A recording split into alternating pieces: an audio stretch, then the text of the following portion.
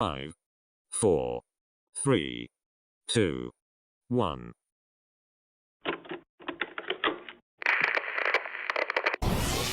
They ain't never seen nothing like this before. Lit the room when I came through the front door. Ask me if I should overcome, what for? Train in the trees, please walk my sycamore. Touch burning sands, cross lands, and stormy shore seasons in the year, yeah. Ain't no challenge for champions and chain no fear. Yeah, the championship. Welcome back, everybody. My name is Jeremiah Bannister. You're watching episode number 2 of Paleocrate Diaries. I'm hoping that today everything goes more smoothly than the first. It was an interesting ride, let's put it that way. But we've got a whole bunch to talk about today. I've got stories about Antifa, stories about Black Lives Matter. In fact, it goes deeper than this, okay? It has to do with the cult mentality of being woke. What does it mean to be woke? What are the ramifications of being woke other than going broke, right? And we're seeing this left and right. We're seeing it all over the place. You're seeing it with Marvel, the comic book industry as a whole. You're seeing it with television shows, and not just broke financially. And this kind of bothers me a little bit when it comes to some of these talkers online. And look, I like, for example, I love the Quartering, okay? And I don't want to bust his chops because I think he does an amazing job over there. And if you haven't followed the Quartering, make sure that you do. But, you know, a lot of the times when he covers this stuff, and so does Nerdrotic. Nerdrotic is another one. Found him actually by looking up things to do with reviews of Doctor Who. Okay. Both of them great guys, super awesome guys. But when they talk about being woke, right, it's more about a financial dynamic to this. And it's also the mob dynamic and things like that. But they're not as deep about it. And they admittedly so. Okay. But I think that people need to begin to investigate and begin to ask themselves these questions, critical questions about critical theory. And if you've been listening to the show for a while, and I hope you have, okay, if you haven't, welcome to the show. Make sure, of course, to subscribe down below. There's also a way for you to comment, of course. I would love that. And there's a way also to donate. We're going to have that ticker up pretty soon. My wife spent some time making a ticker, and so you can do that. And I believe, I can't confirm this because I haven't been on YouTube in quite a while, but I may even have one of those bells. Okay. And if I do, if I have one of those bells, you got to go ahead and push that button. That way you get notifications every single time that I'm on. But if you followed me for a while, okay, you've probably heard the phrase critical theory. And for those who haven't, critical theory is this idea of the world. In fact, it is explicitly Marxist, right? It's rooted in Marxism.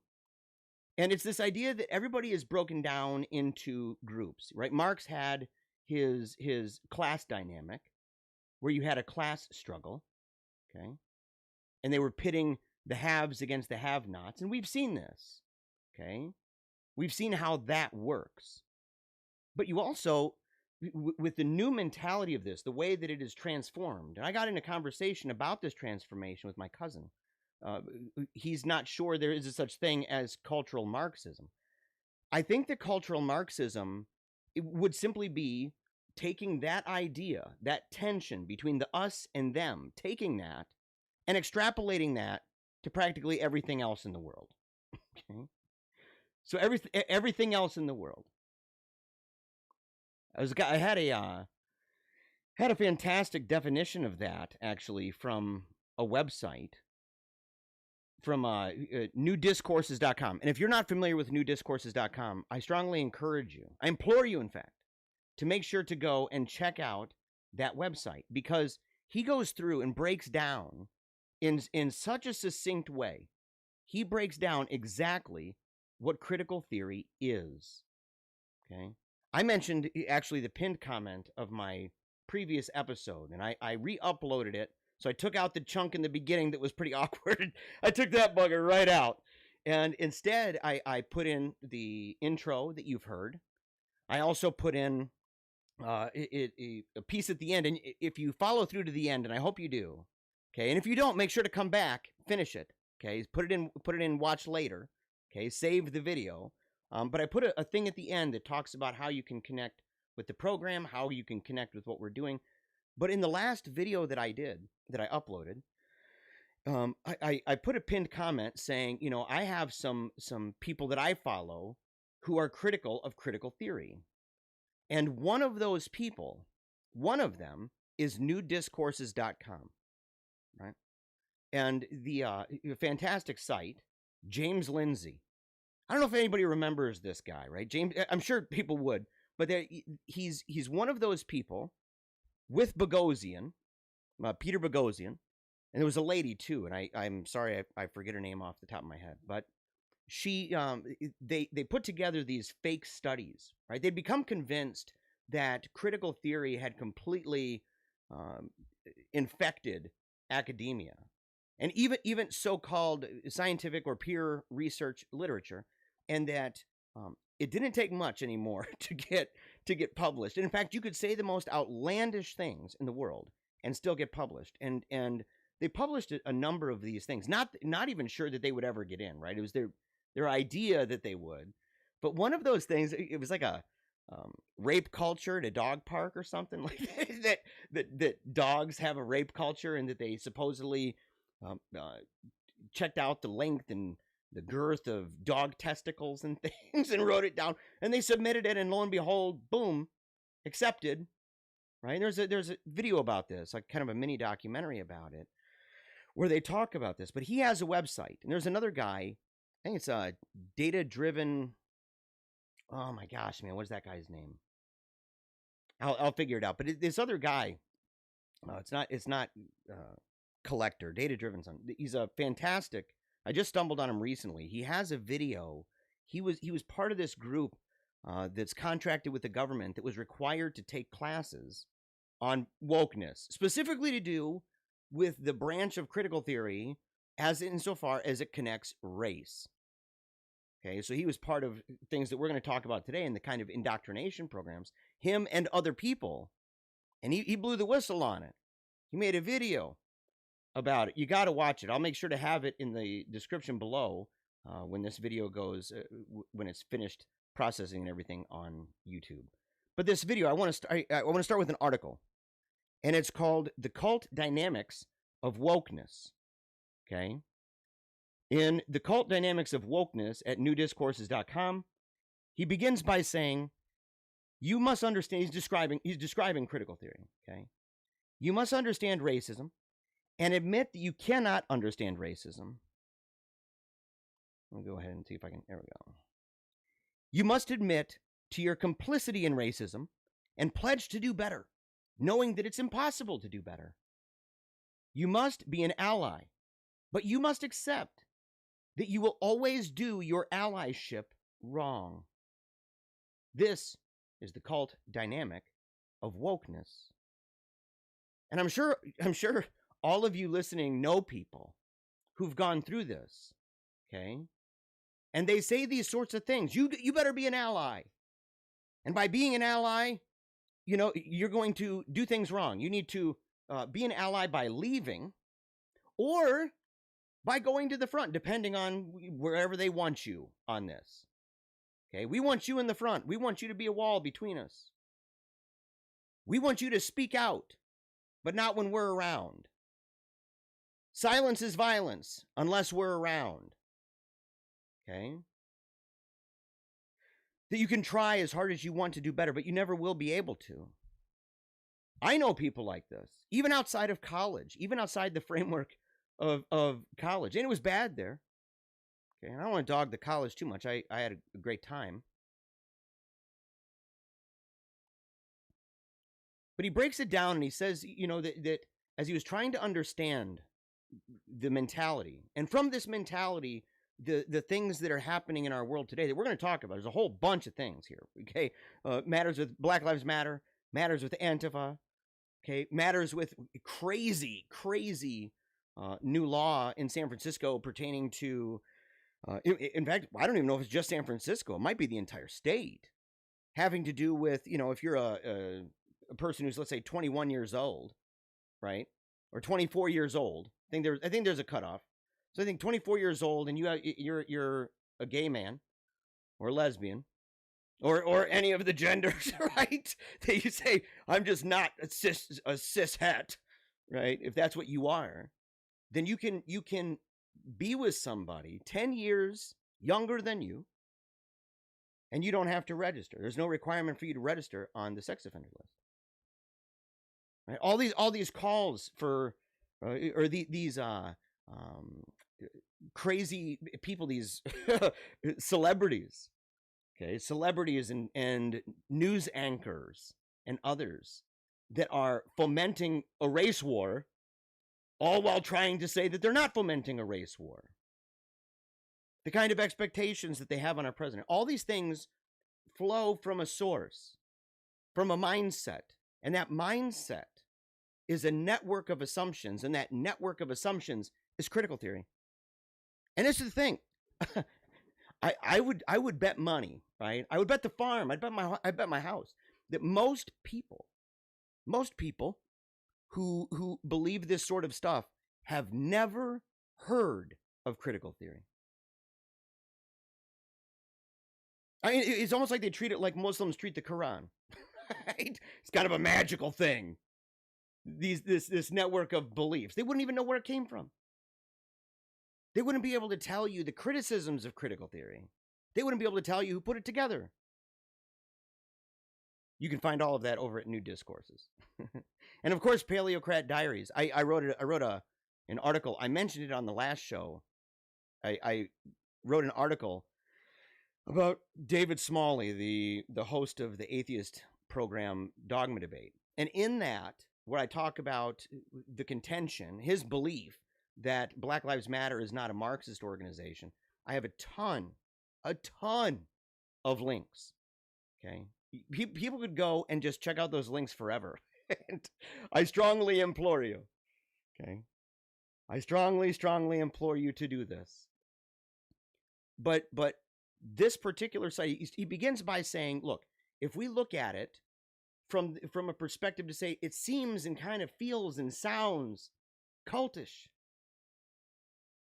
like dogmatic to the core, life transforming completely, where people break ties with friends and family.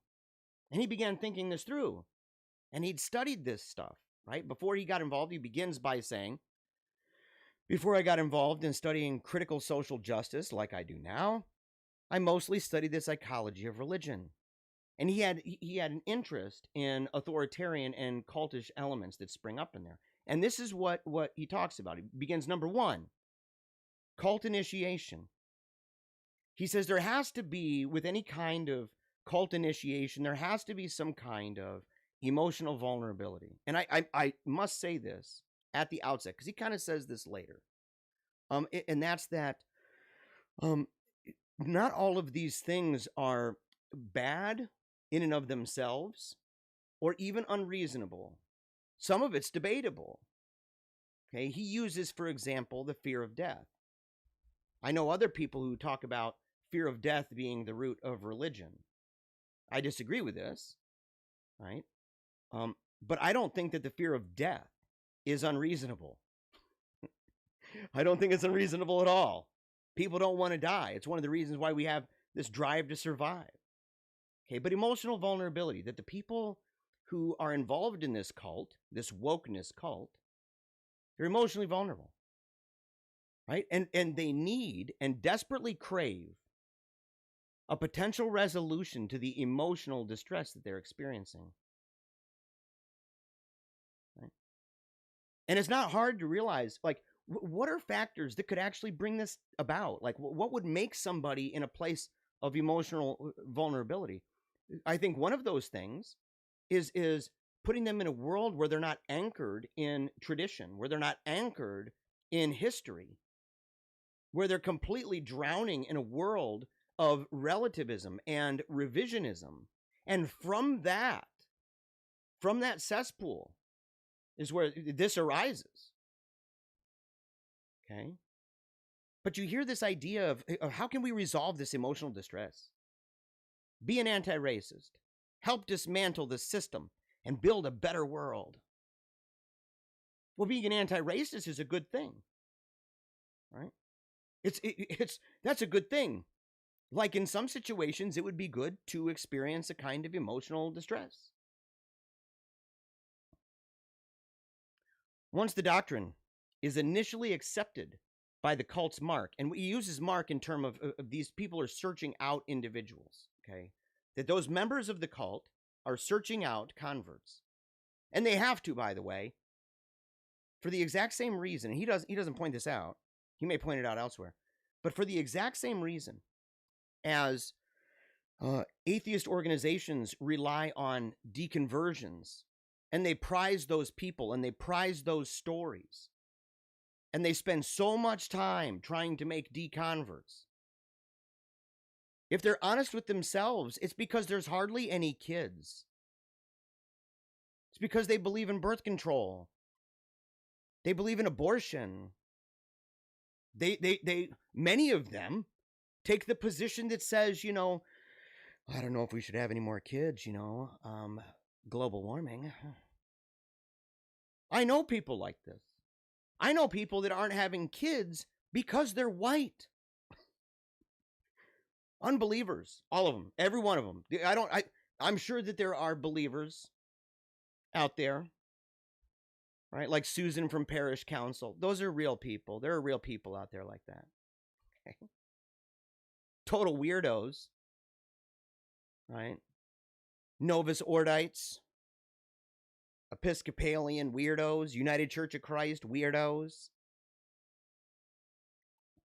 But he says once this doctrine is initially accepted by the cult's mark, the next step is to make the mark feel morally welcome and good.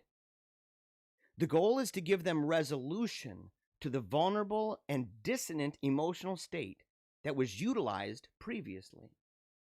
So you put somebody in a position where they're all of a sudden feeling guilty for being born, in fact, for something that they simply cannot change. And worse than that, and this he goes into deeper later, for something that the cult itself insists that they won't be able to change. There's no concept of redemption. None. There's no rebirth. It's all just it's like covering a pile of dung with gold. It's almost Lutheran-like in that sense, with their concept of justification. That it's not that you yourself, it's not being infused a kind of righteousness. There's no infused righteousness with this group, with this cult right here. You just say the right words. You think the right thoughts, and you say the right words. And that's all you need to do. It's true. But the idea is that once they've accepted that, once they've done their Apostles' Creed, their baptismal formula, once they've done that, right, they need to be made to feel like they're now doing the right thing where they were doing the wrong thing before. And not just the wrong thing, but something that's really bad. It's not like you were stealing cookies from the cookie jar, bro. No, it's that you were a racist. You hated black people. And or you hated trans people. What's that clown's name, the one chick on YouTube talking about, all straight men are homophobic. Everyone's transphobic. Everyone's racist. Blah, blah, blah. It's a whole bunch of universals going on there, man. Well, you got some kind of magic crystal ball? You playing with that Ouija board? What are you doing?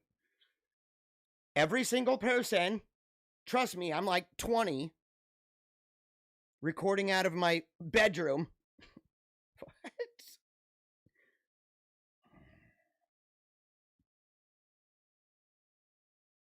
He says they have to be assured that they can be one of the saved and that they can be forgiven for their sins. And more than that, okay, they can be forgiven but never changed. I need to say this. They can be forgiven but never truly changed. They can never be truly transformed. They're just parroting other words. It's like a robot that's been reprogrammed with other words. And not ultimately because they felt a desire to, but because they really, really, really don't want to be a racist. I mean, that's just a purely negative dynamic. Or they don't want to be a bigot, as defined by critical theory. But more than that, to be told you're on the right side of history. Another clear sign. Let me go ahead and just see if I can go ahead and take that off. It kind of makes it hard to read. Another clear sign that one is dealing with occult indoctrination rather than something healthier is making the mark live up to contradictory demands. You must understand racism and admit that you can't understand racism. You got to admit to your complicity in racism and pledge to do better, knowing ultimately that it's impossible to do better. You got to be an ally and accept you'll always do your allyship wrong. He goes on to say that impossible demands, they would normally scare off potential cult initiates at the beginning. But once a sufficient level of commitment to the cause has taken place, the effect is the opposite.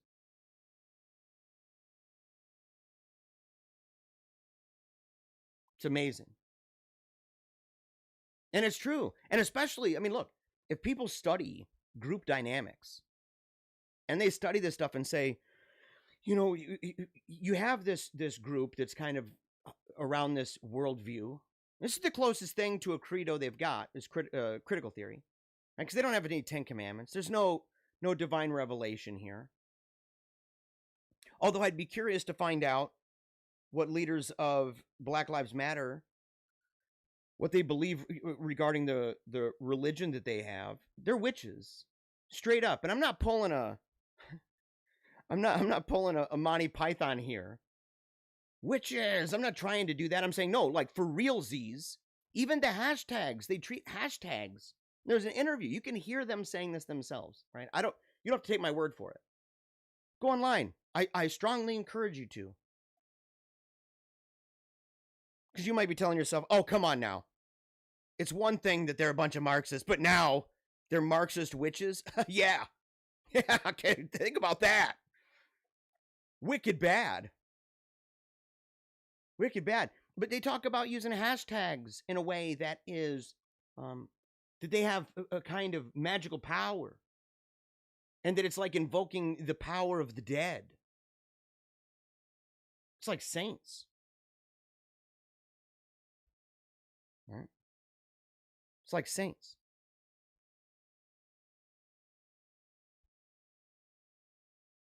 The concept of white fragility in the anti-racist woke cult is exactly this kind of emotional shakedown. That's an example that he uses. You know, it's crazy to see too, man. I've seen these images of these, you know, you'll have like Zoom meetings where there's, 9,000 people and they're all crunched in and it's got the big grid and it looks kind of like the Brady Bunch. All right, a bunch of white wokesters, normies, smiling at the camera, and they're all holding the white fragility book. It's like holding a discipline. I remember The Amazing Atheist. He had a great video one time. He's lashing himself with a belt and saying, I'm sorry that I'm white. I'm sorry that I'm born. I'm sorry that I'm heterosexual.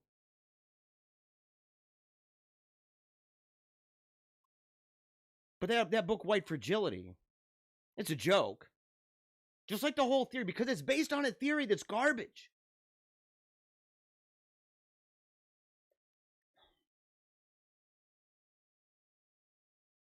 Cult indoctrination, number 2. I don't want to spend forever on this because you just need to see. I want you to get this so that when you look at the news that's rooted in these things, these major cultural controversies, that so many of them are the offspring of this.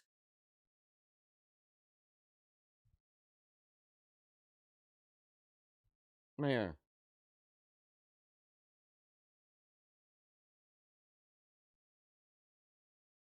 Public pronouncements of faith before the in-group community. True. We saw that. Here's an example of that.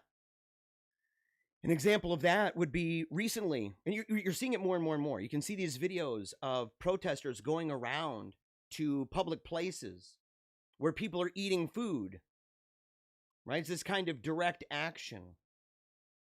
And they go and they want everybody to raise their fist, which by the way, it's a black power fist. It's being led by all these white people. You can see it all the time. There are all these white people surrounding other white people. Say her name. Raise your fist. And a guy leaning in saying, all you got to do is that. All you got to do, just raise it. Just say it. We'll leave you alone. In fact, we'll all cheer, man. It's good. It's good. Just think about the emotional distress that that's creating in a person. Even in this lady is pinned up against the wall, completely surrounded by this foaming at the mouth lunatic mob, just demanding that she raise her fist. She's been marching with Black Lives Matter. You can go to the Facebook page. Tons of virtue signaling all the time. Insufficient. You better say it right now. To the group.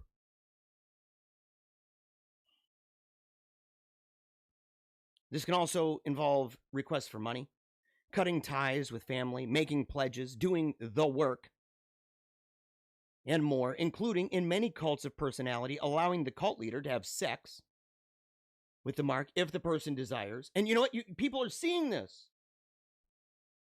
People say, well, come on. What are you talking about? Think about this. Take the extension, how wokeness extends in the trans community and in conversations about gender. It's gotten to the point where it's bigoted. For example, just take this as an example. It's apparently now bigoted for a lesbian woman, right? A gay man, right? Born that way. Someone born with a body, right? Biologically male, biologically female.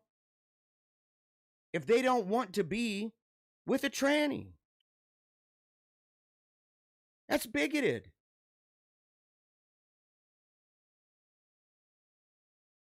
It's crazy, but it's true. So now, in order to show that you've been woke, man, dude, you're seeing all the amazing utopian ideas that are propagated by critical theory.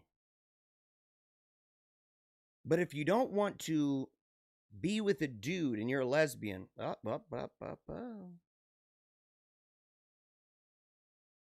if you're a gay man, or if you're a straight person, it was the first time I ever saw this nonsense. It was directed, I forget who it was, man. Crazy loon bird. Someone born a man, in the brain believes they're a woman, playing the video game of life with an avatar. A trans woman, and there was no indication that it had to be like, well, this person has been taking hormones a long time. You wouldn't be able to tell. Oh no. It could be like, well, I got a beard. The bearded woman, the bearded lady with the schlong, okay? And the hairy chest. And the man muscles. Yeah. But that's the thing. Making sacrifices and working on behalf of a group, including a cult, creates deep ties of commitment to the group, its mission, and its community. And it creates, this is great, it creates a sunk cost fallacy mechanism which prevents people from leaving. if you're investing this and you've given up everything and you're surrounded by everybody that's in the same group, right? You have no connections hardly with the outside world, because if you're not part of that group, which is a mindset, if you're not part of that, then you're maybe like a Nazi. You're either in the group or you're a Hitler. I mean, that's kind of it. It's a big sacrifice. Look, I remember one time this guy, love him to death, Chris Tanner. Haven't talked to him in a long time. Cellar Door Skeptics. He hosts the program Cellar Door Skeptics. And he was really concerned because I'm not a feminist. And I wasn't a feminist even when I was an atheist. I wasn't a feminist. And he was really concerned, and he said, there's things I think you should consider, doing this, right? Basically what he wanted me to do is to begin showing my commitment by making, in fact, a massive sacrifice. I asked him, what is it? And he proposed, and it wasn't like, he's not coming down like a pope saying you got to do this, but it was a recommendation. And the fact it was even in his head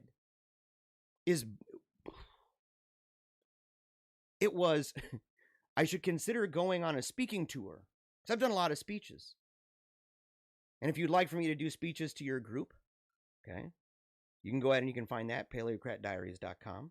We have an entire section dedicated to speeches and interviews. I might even be willing to do a debate. I think it'd be a lot of fun, okay, whether it's online or whether it's in person. But he said, look, I should go around all over the place and do this kind of traveling tour, like a circus. And I'd go around doing these mea culpas about how I was wrong. About Me Too. No, man. No. About abortion. No way. No. About this, and about this modern feminism that says that dudes are chicks. No, man.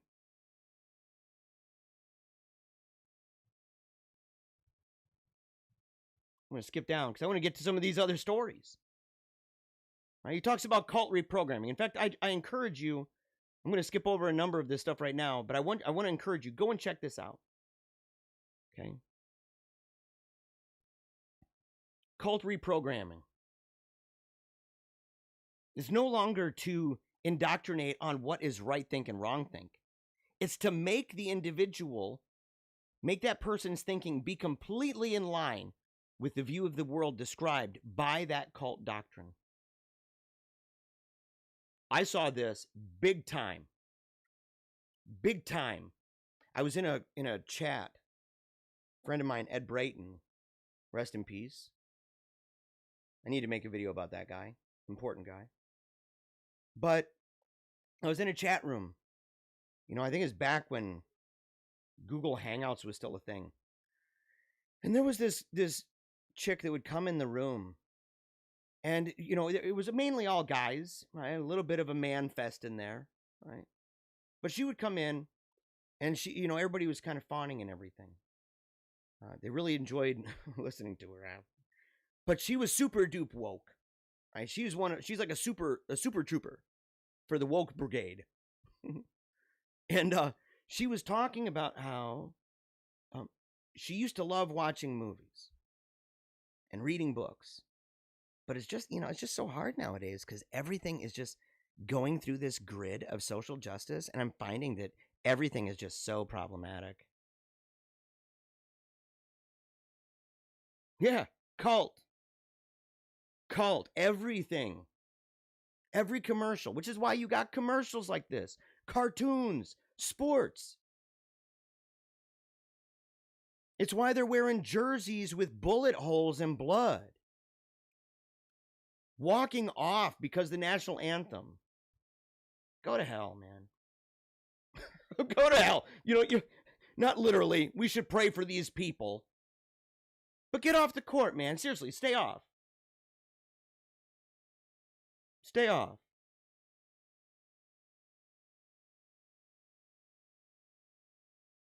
At this point, for a lot of this, and I hate saying this, I like watching baseball, I like watching football. Never been much of a hockey fan, to be honest. But the thing is,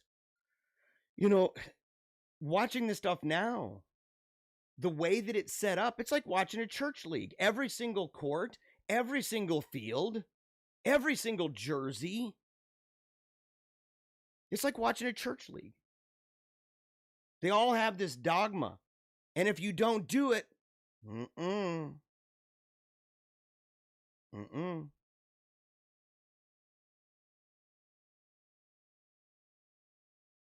Yeah, the cult mindset. The cult mentality. How hard it is to actually break somebody free of this. It's difficult. It's difficult because once you've accepted this, you've accepted an idea about yourself, a worldview. You've accepted a worldview.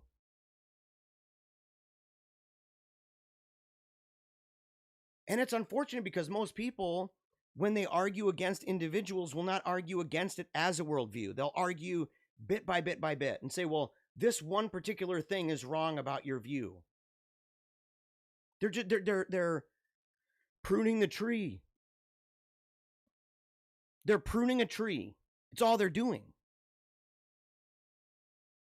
You need to uproot that bugger. You need to grab it by the trunk and pull it out and throw it away. You need to go after those roots. You don't go after a little branch here, a little branch there, and think, well, I cut that one branch off really good. In some cases, it's going to end up creating more. It's like fimming a plant. Right? Where you've got this nodule that's coming out of some of these plants that normally these would just turn into little leaves. You can flip that off and pluck it off, and its drive to survive, it's going to end up spreading, and you're going to now have two larger branches that will again do that. So if you want these big bushes, But deprogramming. I want you to be able to read this here. This is crazy. Okay. The only ways I know to effect a deprogramming of this, right, there are three. Number one, striking right to the heart of the point of vulnerability in a completely different and more healthy way. Yeah. 2, the introduction of a severe shock, the death of a family member. I'm serious. Big time. Now, I had already started to doubt my atheism, right? When my daughter was, when she passed away.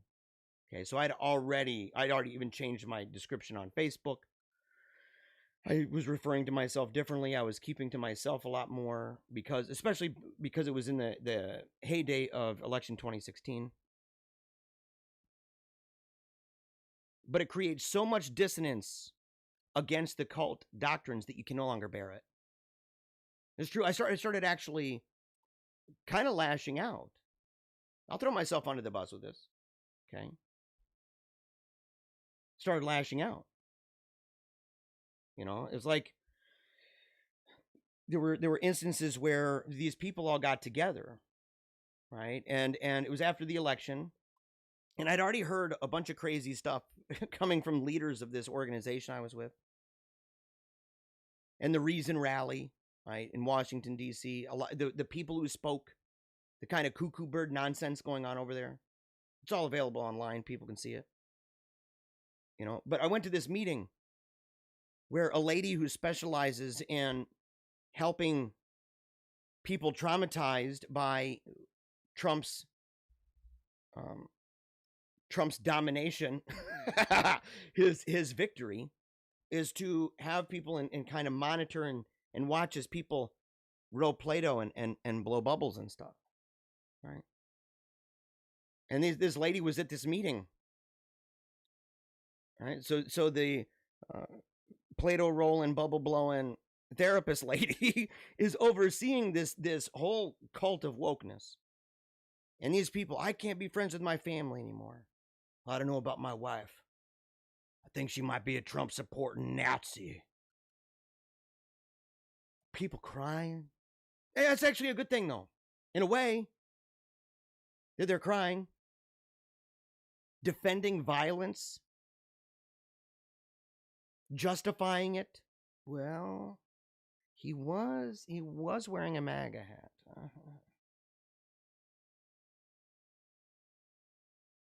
It was scary.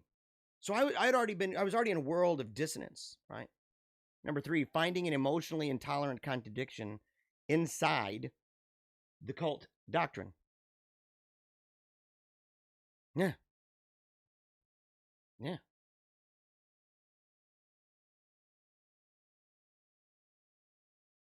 And look how this plays out. You know, Google is totally woke. Facebook is totally woke. These places that used to say they were for free speech, baloney. Baloney. Well, free speech except, okay. They used to believe in not doing evil. You should go and check out what their ethicists, right? These large organizations often will have people who've studied ethics who will analyze different things that they're doing, different ideas that they have to find out if it's ethical. I know of at least one. He resigned in major time protest for this kind of stuff. And he talks about the way that they are and what they're into. Wokeness does not at all mean righteousness. Okay? Not at all. And on many different levels, unrighteous, man. You know, but they have a protectorate class. And we see this here. Google refuses to show negative search suggestions about Black Lives Matter. They are the protectorate. They are the apologists, and they are the ones providing the venue for the evangelists algorithmically. Check this out. By Alan Bukhari over at Breitbart. Google's search autocomplete feature fails to generate negative suggestions for the term BLM. And this, of course, is in stark contrast to other search engines. We know this, okay? If you've tried any search engine, or Google for that matter, and you look up anything, okay, look up anything right now, and just see if you put 2 words together, or you put 1 word in, it's going to have an autocomplete. And those autocompletes are, according to Google, okay, according to Google, these are it's completed based on how often something is searched. We saw this in the controversy having to do with, there was a time, it may still be true. If you look up the word idiot, Donald Trump was there, right? Or the word Nazi with the California Republican Party? You know, the description for it, because there were so many people, supposedly that was what made this happen. Of course, it's all smoke and mirrors. But if you type the word BLM is, all that comes up is Israel. Now, this is earlier today. So, I mean, these people change this stuff all the time. It's a joke. And this is highly unusual.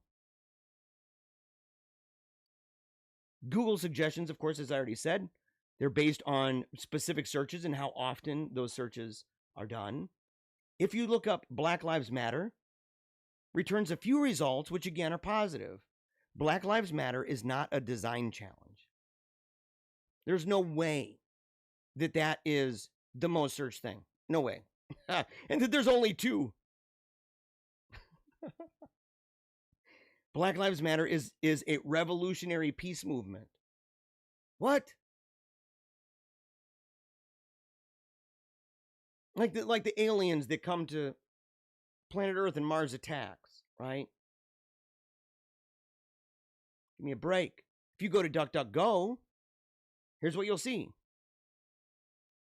BLM is for, BLM is Act Blue, BLM is Marxist, BLM is peaceful, BLM is a pack, a front, a cancer, funded by. Interesting.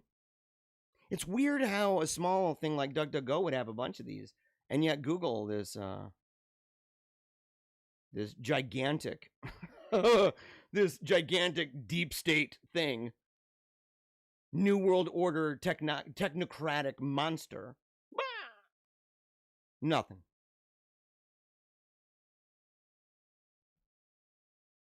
Well, yeah, and of course, Google's top results are Wikipedia, which is a joke, by the way.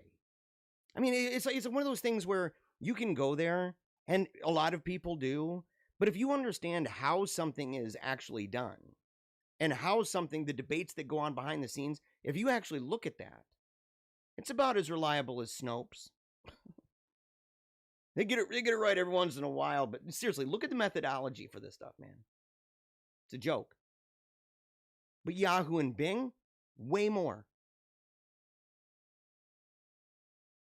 So you're seeing how wokeness even affects algorithms, how it even affects what people are able to see inside searches. And they'd have to. They'd have to on Facebook. They'd have to on Google. They have to on Twitter. Because otherwise, you're going to see stuff like this. Jacob Blake Sr. has a long history of racist, anti-Semitic, anti-Christian posts. By the way, because it's a cult, doesn't matter. Doesn't matter. Anti-Christian, that's okay. That's the out group. Anti-Semitic, that's okay. They're not really people of color.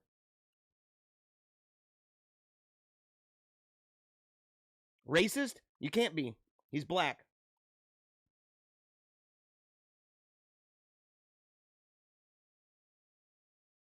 Now, I agree with Breitbart here, who wrote this.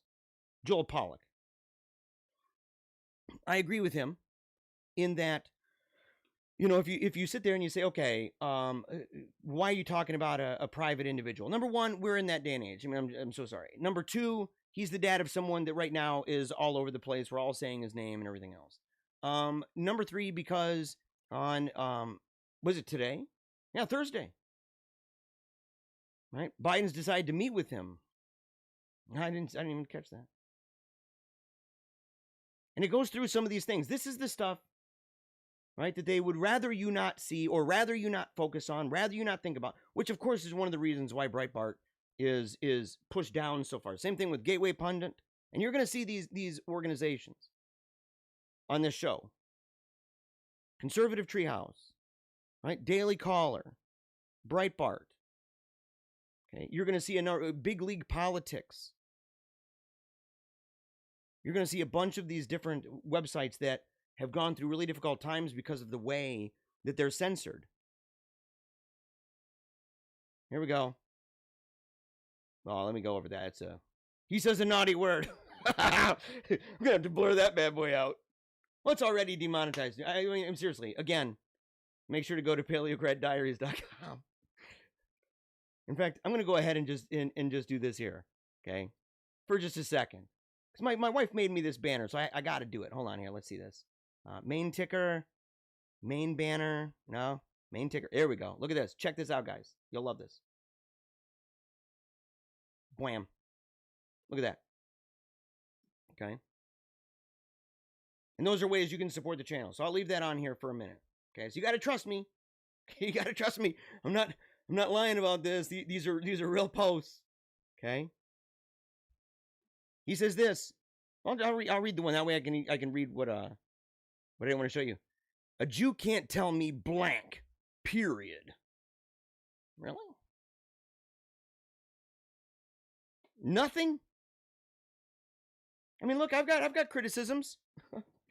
I've got criticisms. I'm not a Jew. I've got plenty of criticisms, debates, stuff like that.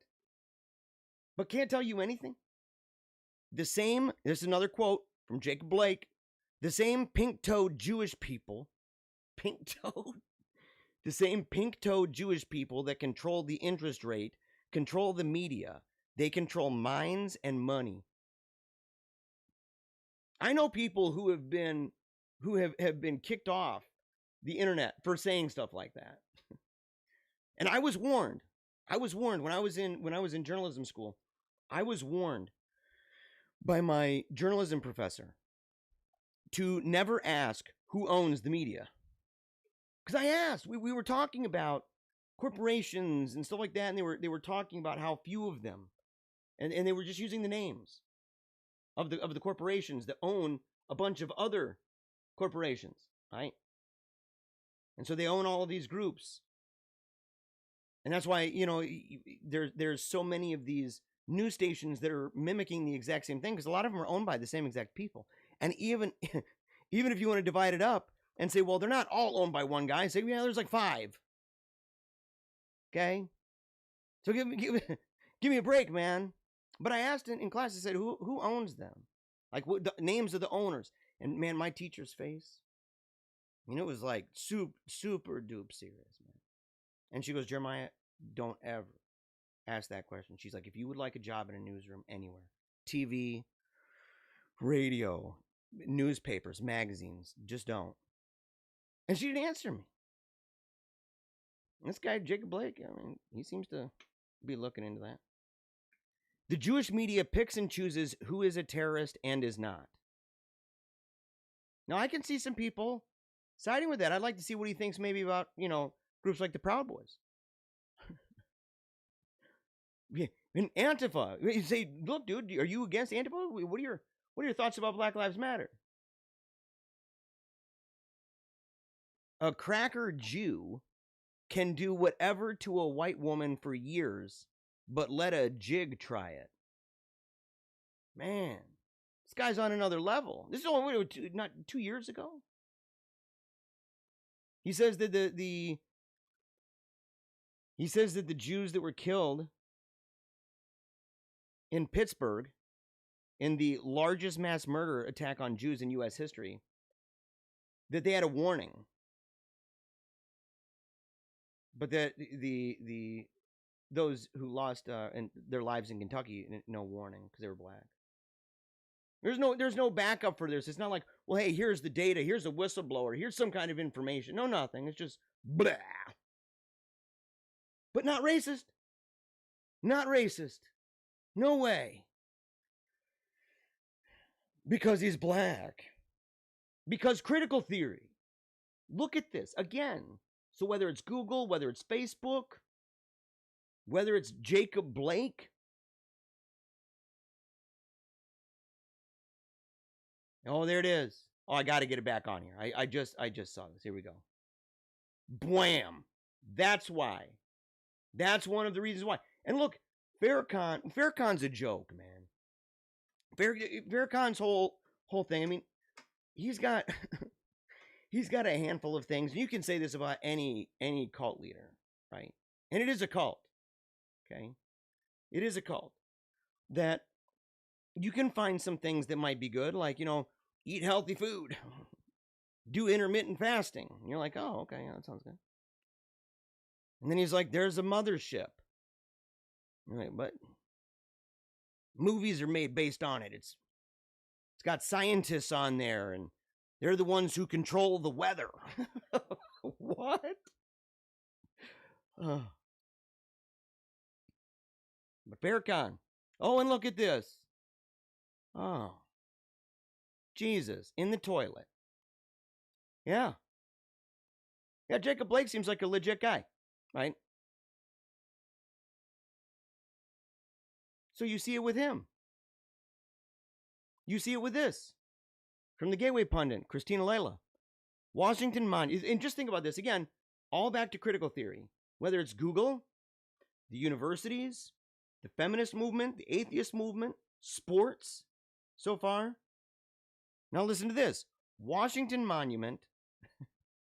Envision these in your head. You have to do it. Washington Monument, Jefferson Memorial, Ben Franklin statue are on the list of things that the far left DC Mayor Bowser wants to remove, relocate, or contextualize. Who are you, lady? Who are you? Nothing. A freaking mayor. George Washington. Mayor Bowser.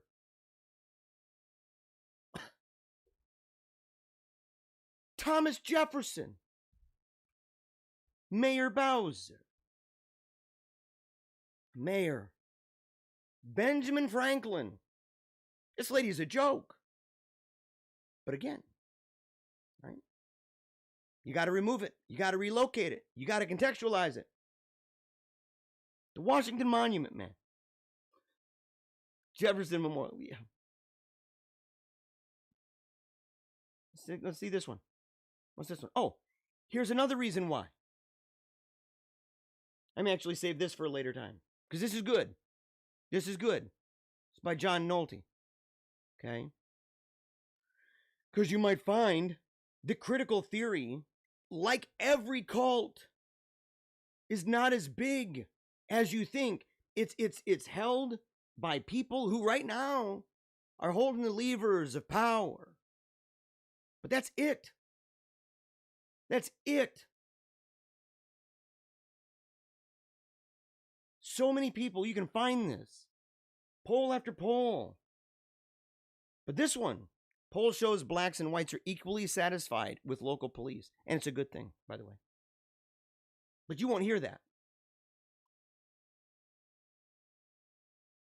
It goes against the narrative. And for critical theory, everything's narrative. Everything. All of it. Which is why they're against, like I said last week, or on the last episode, that they're against objectivity. That's why they're against reason, logic, science. It's all narrative, stories in the brain.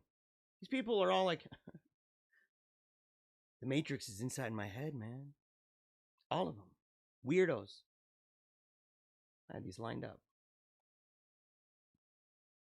Yeah, look at this one.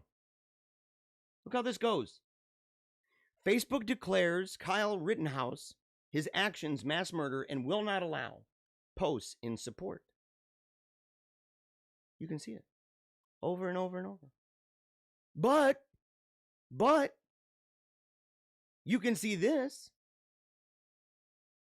PBS's Alcindor falsely claims that Kyle Rittenhouse shot unarmed people. Look, this kind of thing is more real than you can imagine. Okay, and I should do a show that's completely that's all it's about. It's just dedicated to this topic, right? That says, let's go and let's find news stories, like we mentioned on the last episode. Again, you can find that at Paleocrate on YouTube, youtube.com/Paleocrate. But you can see it with the anchors that are standing in front of fire and saying it's peaceful, or riots and people. One of them getting punched. What was it? Man, I gotta get them all lined up because I don't want to just throw out names. I want to be able to put these together and put together a video for you so that you can see how this plays out and how over and over and over, because there's videos, you can go and look at it. Falsely claims that Kyle Rittenhouse shot unarmed people. No. He was getting chased, beat down. They threw, I've heard people say, a firecracker. It sure looks like a Molotov to me.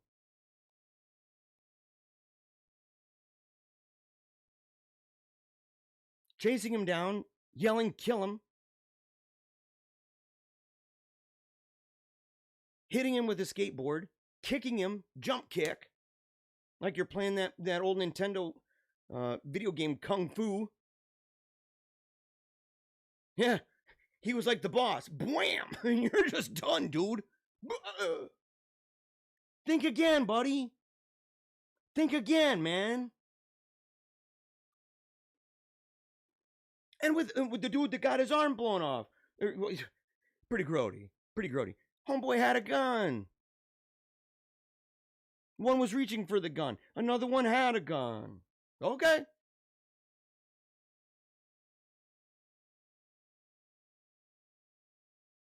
But losers like this chick, if you've seen her ever, she's one of the worst. I'm sorry. I can't. She's wicked dumb. Wicked stupid. Well, I don't want to say stupid. Evil. She does evil junk. Just total brazen propaganda. And I used to defend. I used to actually go try to mix it up with more mainstream media sources. I just do not do that anymore. I'm very sorry. And when I do, I find myself being more critical than not, because even when it comes down to articles that have to do with data, it's lies, man. It's lies. Because the data is going against the narrative, and the narrative is central to critical theory, and critical theory is the freaking cult.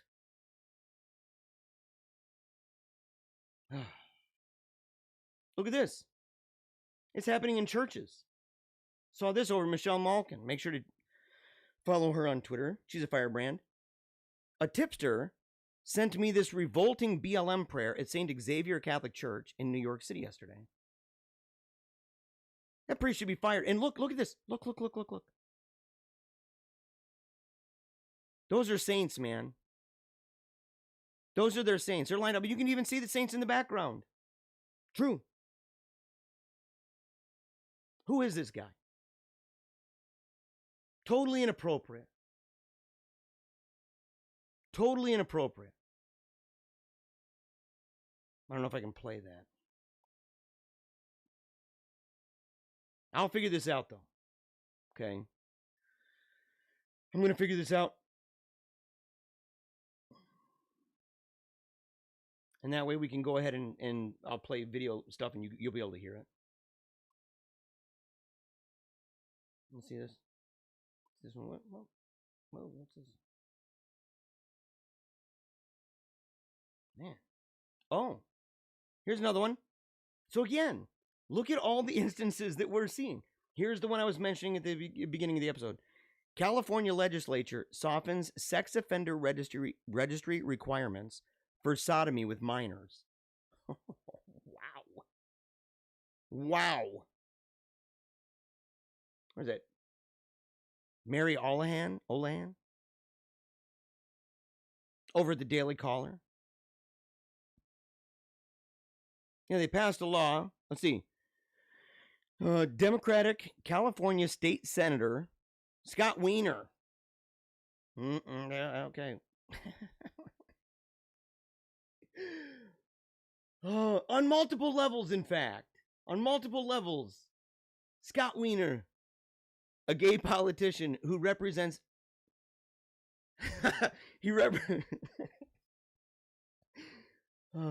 San Francisco. First introduced SB 145. I'm going to go ahead and get this off here. I like that feature and I don't. Whoa. Oh, that's not bad. That's better. Right. SB 145 in January of 2019. The bill would, quote, this is in quotes, would exempt from mandatory registration under the act a person convicted of certain offenses involving minors if the person is not more than 10 years older than the minor, and if the offense is the only one requiring the person to register. Woke. Woke as a joke for realsies, man. This is depraved. This is depraved. 10 years, man. Wow. Wowzers. Let's see if it says like what the cutoff is here.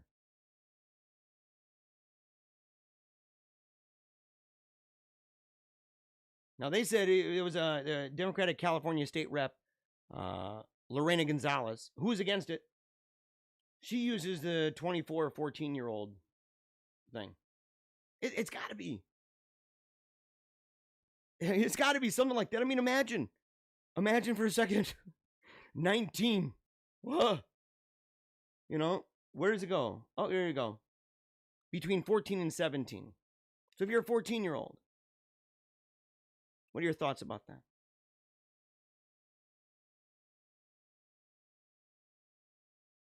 But see, here's the thing. Is that all of this wokeness, all of this manipulation, it's all social engineering. From the introduction to the cult, to the emotional vulnerability and manipulation, to the indoctrination, the reprogramming, the deprogramming, the in-group affirmation, and all of this stuff. Once that group is there, they are an ultra minority. And not only are they an ultra minority, we're talking numerically. Numerically. And it's a facade when they say they're not, because they'll say stuff like, you know, LeBron James and others that will talk as if they're speaking on behalf of their entire race, which only makes sense in critical theory, by the way. Only makes sense if you're a racist. If you're a racist. This is against individualism, which, by the way, as I said in the last episode, is what the National Museum of African American History and Culture is against. Because they're critical theorists. But once you get to that point, it's all power politics. It's the politics of guilt manipulation. It's sadomasochistic. They hate themselves and they hate others. They want to hurt, and they want to hurt you. So they need to have power. But how do you have power? What do you do? When you don't have the numbers, you cheat. You guys got to read this. Democratic operative blows the whistle on massive mail-in voting fraud operation. In fact, I wish I had the link here to New York Post. Here we go.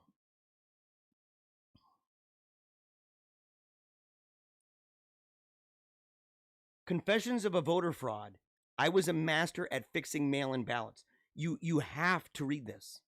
It's stunning. I mean, look at the highlights in this. Look at that. It's a huge operation. He talks about how it's done. He talks about how, and it's so sleazy, and it's rampant. It's absolutely rampant. But they use power. They use fear. Think about COVID.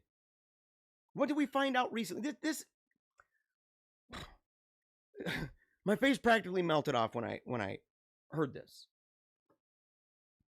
The CDC does a breakdown to find out how many people died of COVID, where they got COVID, no underlying conditions, they just got COVID, and they died. 6,000.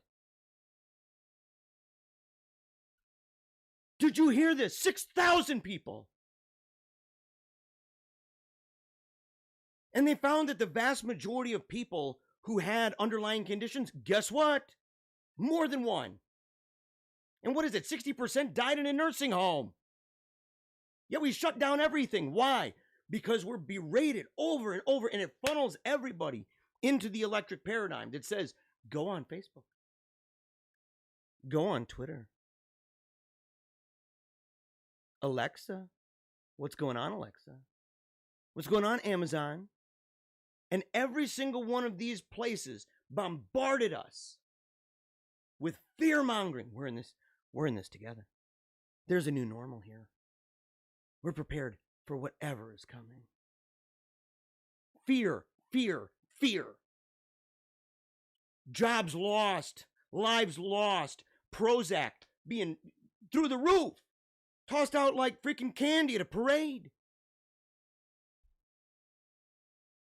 Zoloft, read about it. Record high, record levels, man, of this. Fear. Fear, fear, fear. Control. Bloomberg-funded group. Trump may win election night, but Joe Biden will win days later due to mail-in votes. Read that. It's by John Binder over at Breitbart. Trump gets it. He said he thinks that the press is fueling the riots more so than Biden because Biden doesn't know he's alive. Yeah. It's true, though. It's true. But it's not just the press. It's not just the press. Look at this.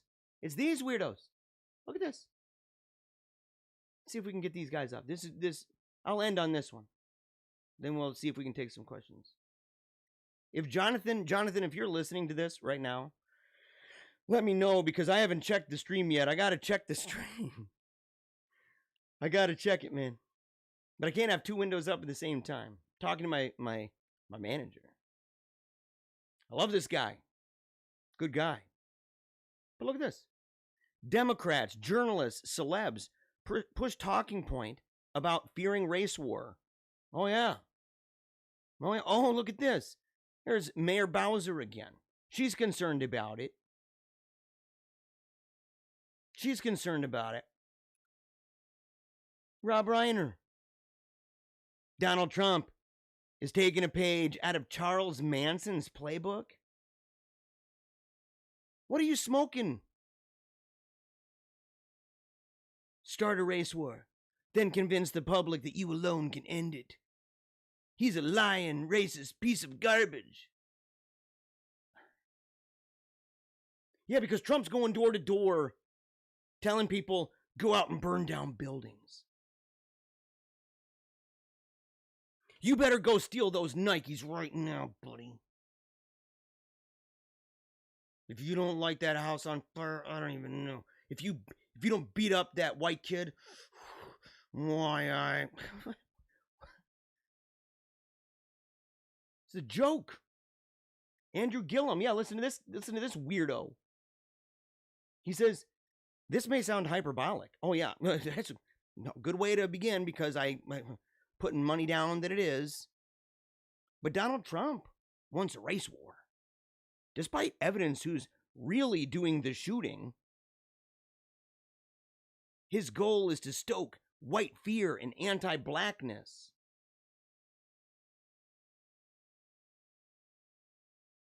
It's crazy because these are the people who talk about dismantling whiteness.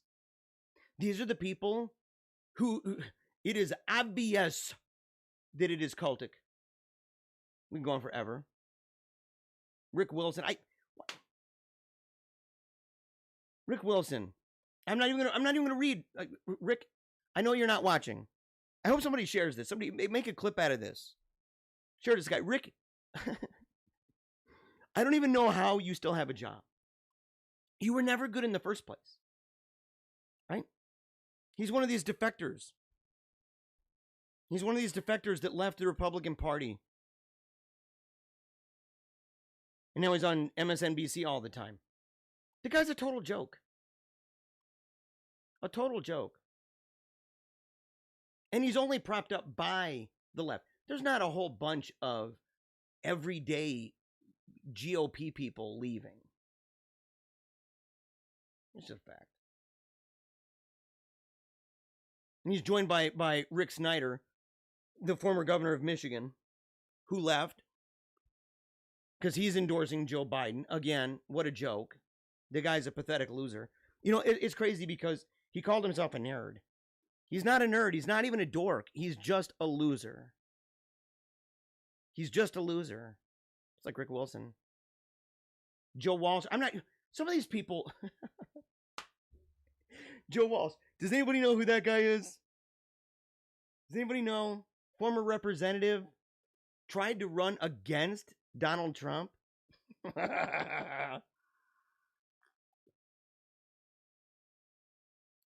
Laughingstock. Laughingstock of the universe. So time after time,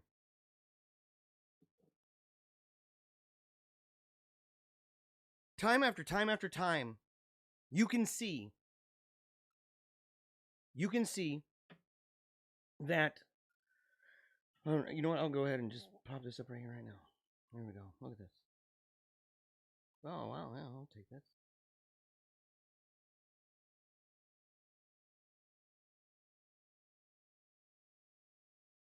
Oh, yeah, here we go.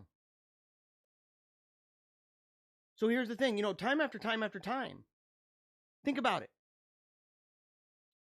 No matter what dynamic of life, it all fits within this paradigm. It's no different than that girl on that Google Hangout that I said, that every single thing in her life comedy, art, music, love, dating, marriage, parenting,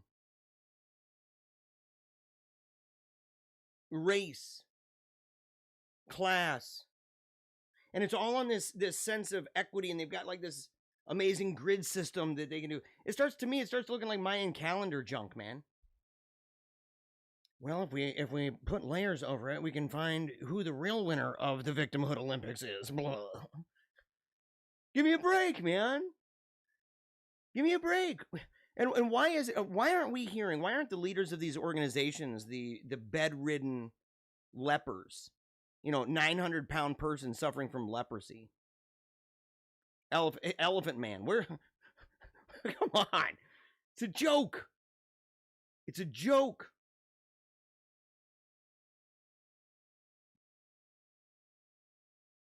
I like these amens. I don't even know where they come from. All these Facebook amens. Look at this. Look at all these. I'll just go ahead and just show you. Look at that. Wade the Scrapper. Who's this guy? Oh, yeah. I want to do that. I want to thank all these people. This is amazing. This is super, super cool. See, it was a bummer last time because I wasn't able to figure out how to do the comments in real time.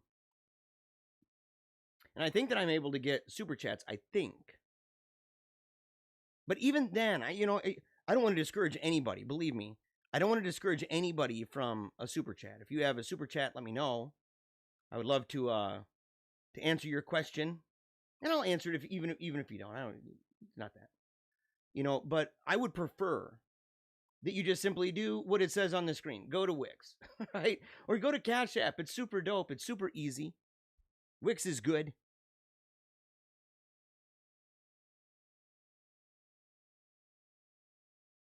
Oh, yeah, okay. TRN/, did you change your headphones? I don't know if I've got them down here. You talking about my Skogies? You talking about my little Skogies, the pink ones? They might be upstairs right now. I normally use them. I love using them. But I like these too. I normally, these were, it's funny because that all goes back to a video that I made where it was challenging Steve Skojic, right? So I was challenging Steve Skojic and Timothy Gordon. I consider Tim's a good friend now. I like Tim a lot.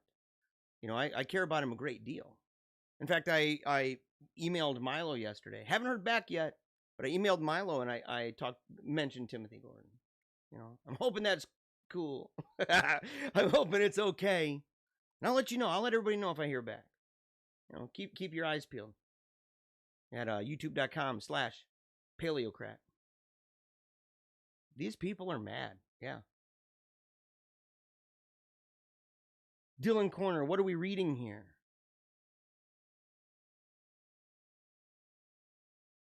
Yeah, Dylan Corner. Dylan is a friend of mine, a personal friend. He'd be an interesting guy, man. I mean, Dylan, hit me up if you're watching this at all right now. If you're watching this, hit me up, and we can see maybe if we can do a conversation where it's actually on the show. Because you may, I would bet, or at least guess, that you are favorable to this. And if not, that it's to critical theory. Okay, that you are, you've taken your feminist epistemology courses and stuff like that. And so we would have our differences of opinion. Okay. But it'd be cordial because I love you. Wingding, Antifa is just a bunch of angry pedophiles. That's not being a bigot. If I don't want to be with a person who used to have the same gear as me. Yeah, well, that's the thing, Wingding, is the idea is that you're a bigot. If not just for that, but if the person is still has the same gear as you. 5x5, howdy y'all. Not sure. Cool crypto.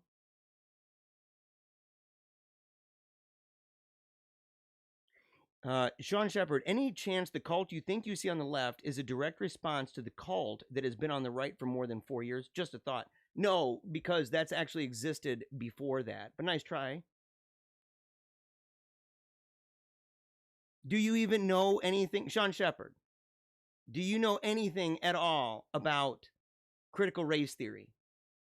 Be honest with yourself. Look yourself in the mirror and say, tell me what you've read.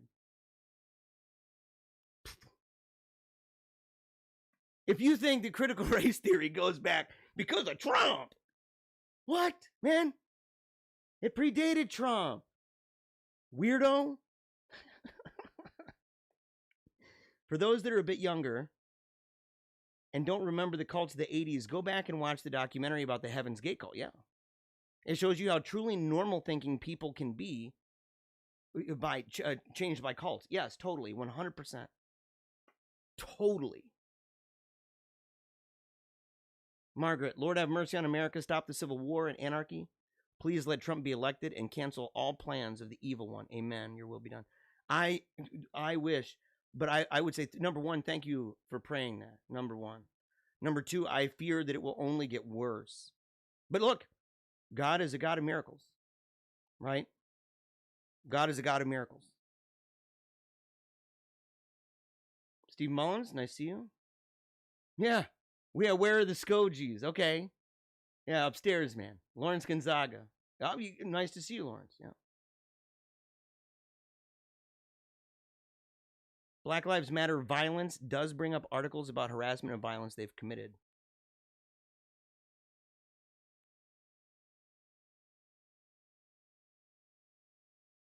CIA took over media since the Templars.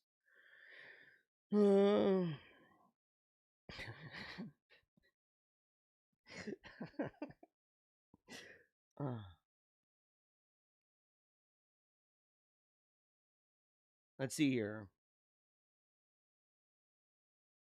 Holy Faith Media. Okay, yeah, you're listening. Look, that's the manager. That's the manager. I can't see that, man. I can't. I wasn't looking yet, man. I wasn't looking because if I did, it would show up on the screen. I got to figure this out, though. I hope you guys have enjoyed this a lot more than the last one. The last episode, 20 minutes, the first 20 or 25 minutes, I'm just like, oh, it was so crazy. But I've worked my tail off. And, I got to give huge, I'm not worthy praise to my wife. My wife is so mega dope. And it's so great to have artistic minds together. Because, we're both artistic in this way. To say, let's put together templates, Let's put together tickers. Let's put together all these other things. And you'll see in a minute. I'm not going to go on much longer. We're almost at the end of the comments here. I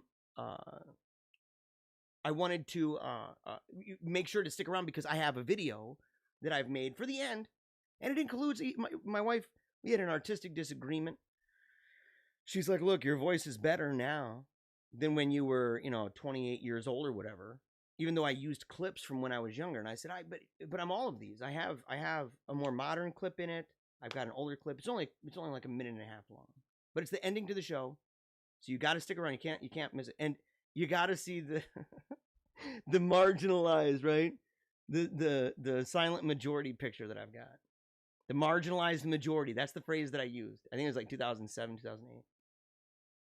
Yes, Lawrence. I get to see comments from all these feeds. Yes.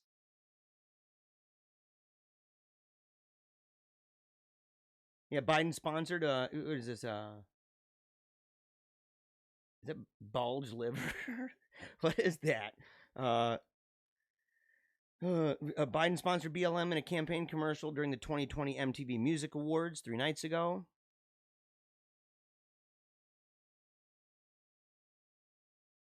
Yeah, that MTV's on the air. Yeah, especially because they got rid of Beavis and Butthead. Tragic. But I heard it's coming back. And that'll be on Comedy Central.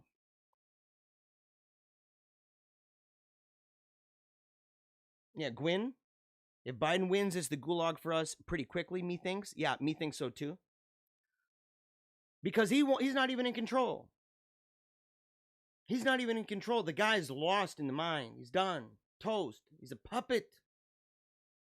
He's a puppet, man. So who are the handlers? Who are the people pulling on his little strings? What's that about? You miss Milo Love T Gordon. If you want to follow Milo, there's a YouTube channel, and you also got to go Telegram. I don't know if he has a parlor or not, but on Telegram, and you can contact him. You can email him.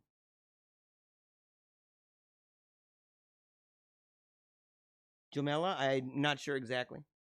Adam Heikel, a great show again. Thank you. Yes. Racist is a made-up word by Leon Trotsky, a manipulative term by Marxists to put us up against each other. Just subscribe. Thank you, Gwen. Yes, make sure every single one of y'all go in and subscribe. There ain't no reason for you not to. It's good. Good content. And it's not all this stuff. I make stuff I make crazy, weird mockumentary style videos that are fun. Old videos and stuff. I do speeches. I don't know if I have my Make-A-Wish speech. I spoke at the Make-A-Wish dinner. It's their wish ball, the biggest event in Michigan. Because my daughter the year before, she was the ambassador, the highlighted ambassador of the year. The whole family got to go over to London and Wales to the Doctor Who Museum. Rest in peace. It's gone now, right? Sadly, in Wales. And my daughter died after that. Let's say 5 months later. And I spoke that following year, and pretty tragic story, but triumphant too, because I know where she is. And I know what she's doing right now. Okay? I know I don't know what she's doing right now, but I know she's praying for us. And she's praying for you guys. So pray for us. We'll pray for you. And she will. Her name's Samantha. And our stories on the YouTube channel. So you got to do that.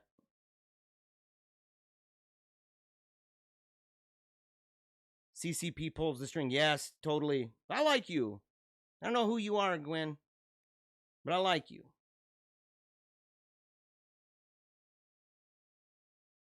You needed this to process the constant bombardment or crazy. Very helpful. Loved it. Okay. Yes, you are welcome. I thank all of you. Yes. Make sure to share this. That helps more than everything, okay? Make sure to subscribe. That definitely helps, because then you'll be able to see it. All right? Make sure to share it. That allows other people to see it. And make sure to comment. I love comments. I'll even go back in. I'll go back in on the YouTube channels, and I'll try to find a lot of these. Especially you, Gwen. A lot of cool comments. Really appreciate all of you, every single one of you. And make sure to check out Paleocratediaries.com. That's got a whole bunch of really great stuff on there, including blogs, because I'm a writer. Keep your eye out for the book. I'm currently writing a book that's under editorial review for publication by a pretty dope company. Pretty impressive, actually. And I haven't heard back yet. But it's a book about my daughter's life and death with childhood brain cancer, and how the loss ultimately led us out of atheism and back to the Catholic Church. And so all those updates are going to be there. You can follow me, of course, on Twitter and on Facebook. I don't really use them that often, but you can reach out to me there as long as it's a message. I prefer that to mentions and stuff like that, although I won't complain, right? But I won't get involved in any long form, right? This is my long form right here. This is what I do, and the blog. So make sure to go and check all that stuff out. I'm on Facebook, Jeremiah Bannister. Actually, I'll do this real quick. Got the split screen transition. There you go. So voila, here's my information right there. Okay, you can check that out. So for any kind of interviews or speeches, debates, or any other inquiries, including suggestions for books, because I would love to talk about more books or articles or interviews, because I plan on doing interviews. That's kind of my next level up here with OBS, because this is all new. This is all new to me. But if you have any of those things, make sure to email me at paleocratediaries@gmail.com. And lastly, make sure to check out my work over at Paleo Cheese Podcast. That is I co-host that with my buddy, author, and great friend, Chad Lutsky, and we talk about movies. I do reaction videos. I did one for Jaws that's hilarious. It's my first time ever watching Jaws. And I'll probably put that in the description below this video here, and that way people can see it. Might even have it in the pinned comment as well. Make sure to check out the pinned comments, as they always end up having some kind of question to engage in conversation. And be back here again next week, if no other day. if no other day, because I will be posting more than just those two, right? Including Meaning of Catholic, right? With Timothy Flanders. I'm going to begin hosting there, hopefully once a week. We'll see. 7 days, 10 days. We'll see. Got a lot going on. It's going to be really, really, really good. And right as I was about to go, last question. I'm going to, my prediction in November for Michigan, Trump. Yeah. That's my prediction. I could be wrong, but that's my prediction. But as for E. Michael Jones, yeah, he got in trouble. He's no longer. They went after him, right? I was wondering how long that would take, but he's probably on Twitter. I mean, not on Twitter, on Telegram, and you could probably find him on Parler. There's a Parlay. What? I don't know. I heard it's French. You can find that. So, again, thank you so much. Make sure to stick around for this video. It's only a minute and a half. It's good. It's fun. It's goofy. We're going to go ahead and just do it right now. Have a great night, everybody. And memento mori.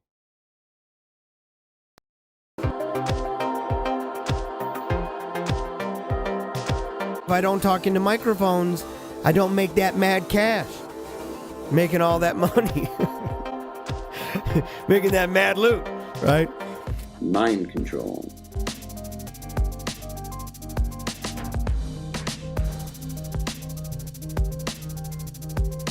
So we see the minority elite imposing their ideology on an unwilling and resentful populace. This causes a backlash. People get ticked off. The left is working long and hard to make us feel as if we've done something wrong. Worse yet, that we are the problem.